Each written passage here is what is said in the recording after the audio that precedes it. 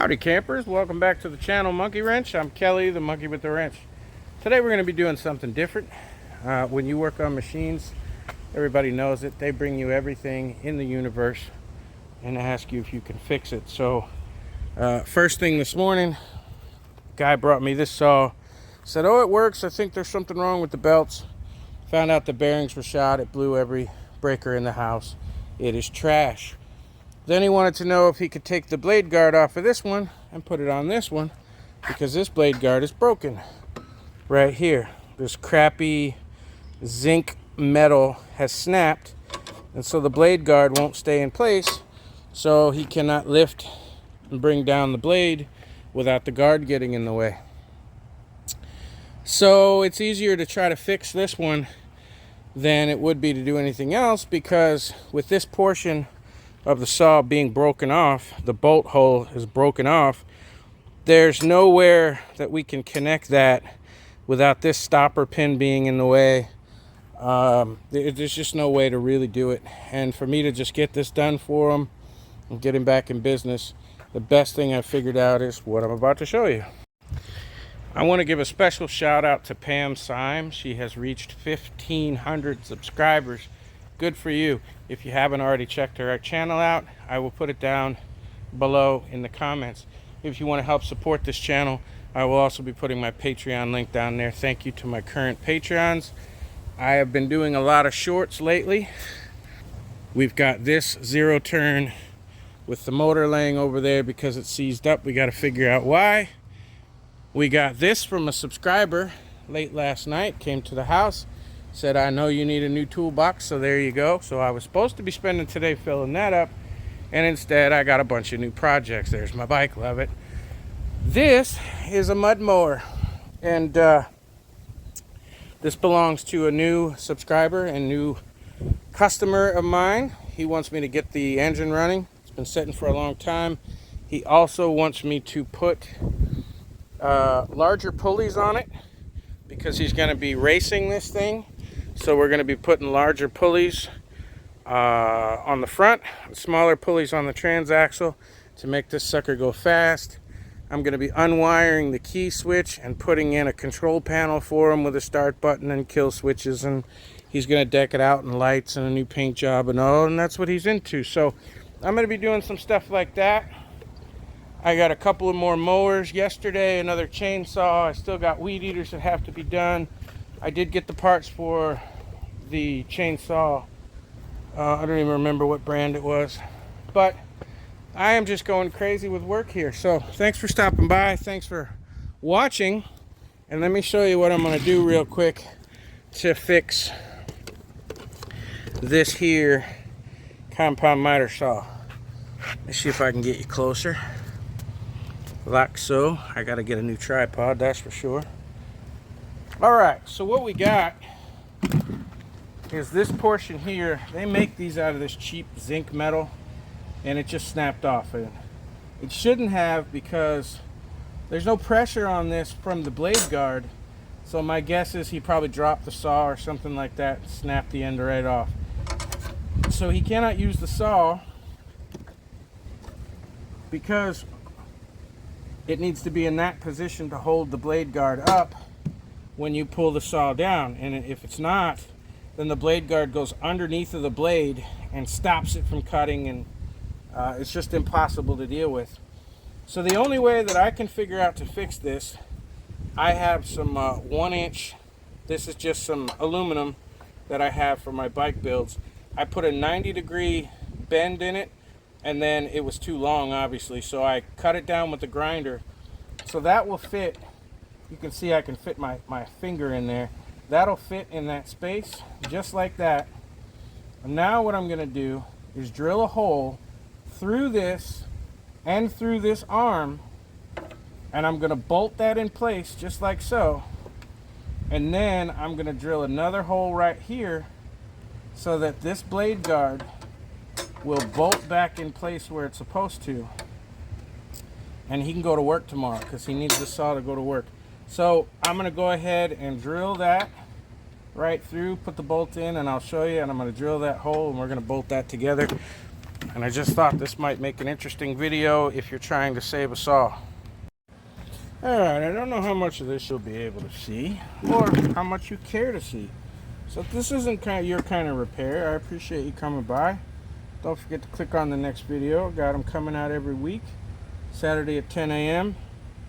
And I believe I'm going to start doing 2 a week, which will be Wednesday at 10 a.m. as well.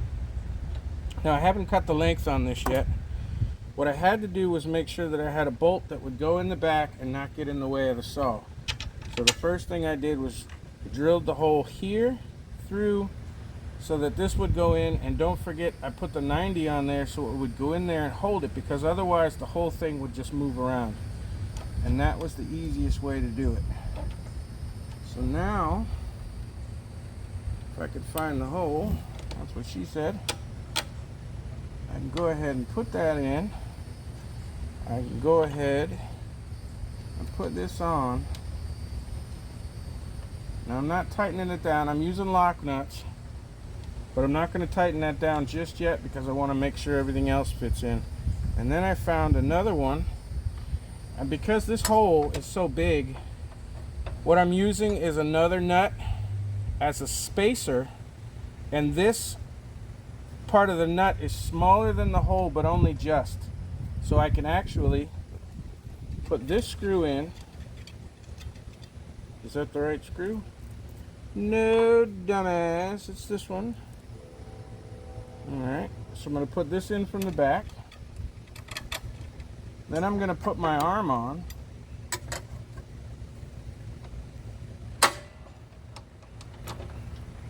Then I'm going to put this on backwards, so it acts as my spacer washer in there. Come on. Come on. Now that one doesn't need to be tight because it is literally just a spacer. However, trying to hold this on my own without anyone here to help me makes it kind of a pain in the buttinsky. But once you do get it in there, I'm going to have to get a screwdriver and do it from behind and hold all this. But once I get that on there, then I'm going to take this one and I'm going to put it on from the outside. And this is a nylon stop nut. And that'll hold the whole thing from coming apart. And it should, at this point,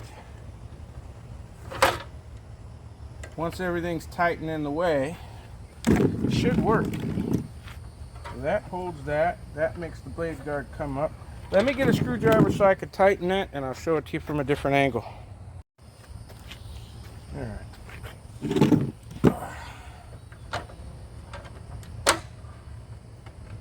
I'm going to lock that in place and hold it out of my way.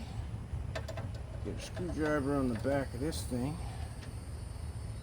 See, the problem is trying to make this thing hold and go into that hole so it acts as a proper spacer. I need 3 hands and I only have 2. Now I got that in place, just tightening it from behind so that it'll take up that space.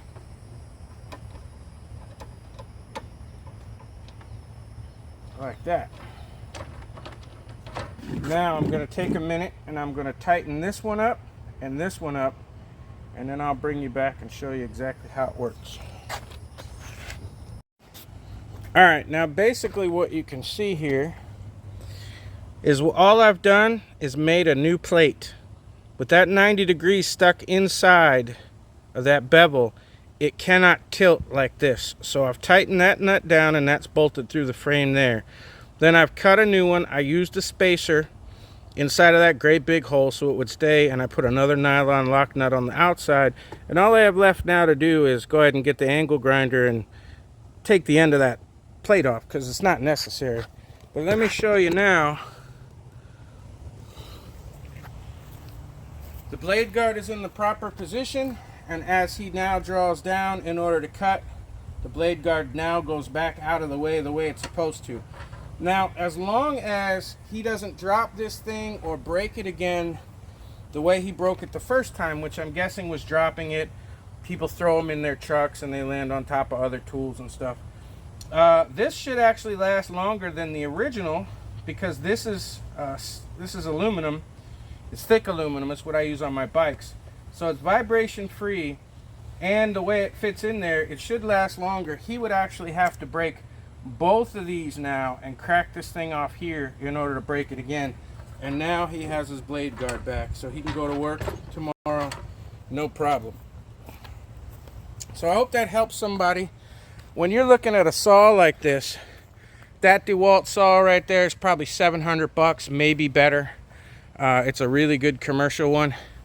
And to have to throw it away because the blade guard is broke, or literally and unsafely remove that blade guard completely, and then you've got this huge blade that's near your arm every time you work that saw, and if you get too close to it, it can catch you in the chest. You don't want to take the blade guard off. Now, he would have to go to work tomorrow and tried to figure out how to fix it later. So now we've been able to salvage this very expensive saw, get everything working back the way it was supposed to, so that he can go to work safely. And, you know, I had the aluminum laying around. I have buckets of bolts in old coffee cans. So I just go through and find stuff that will work so that I can do these repairs for, you know, for free, for my neighbors, for my friends, for my regular customers.